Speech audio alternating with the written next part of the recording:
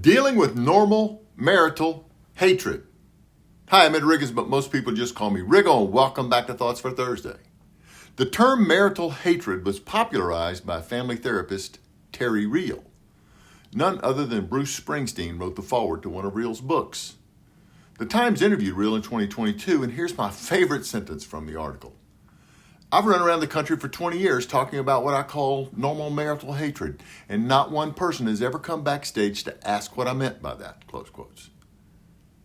Real points out that when something sets us off emotionally in the context of an intimate relationship, we go into survival mode, what he calls adaptive child mode, and we fall back on response mechanisms we developed early in life. He suggests that instead of assigning blame when there's a conflict, we should say something like this. I'm sorry you felt bad. I didn't mean to make you feel that way. Is there anything I can do now that would help you to feel better? Close quotes. The Huffington Post also interviewed Real. Responding to the idea of normal marital hatred, Samantha Rodman Whitman, also a clinical psychologist, had this to say. Close relationships lead to intense feelings. If you hate your spouse unrelentingly for months, try couples counseling. But if it's a day or a week here and there after a fight, that's normal, close quotes. What these professionals are telling us is that if we're going to be involved in long-term intimate relationships with other human beings, we should just expect occasional flare-ups of intense emotions. Romanticizing romance is kind of a dangerous thing if you think about it. In her 2014 stand-up special, the comedian Whitney Cummings had this to say. My definition of love is being willing to die for someone who you yourself would want to kill.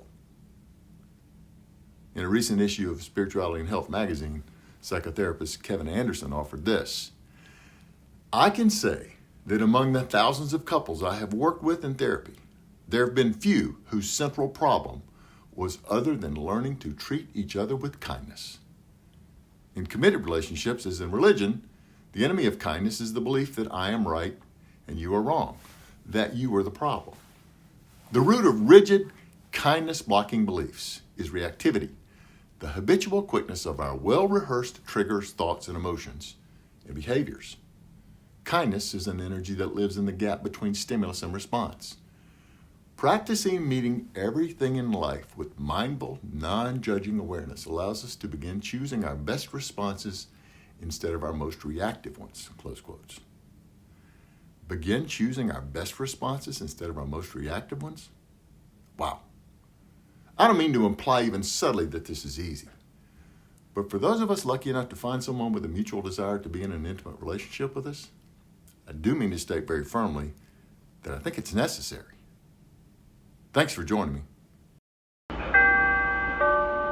Doors closing.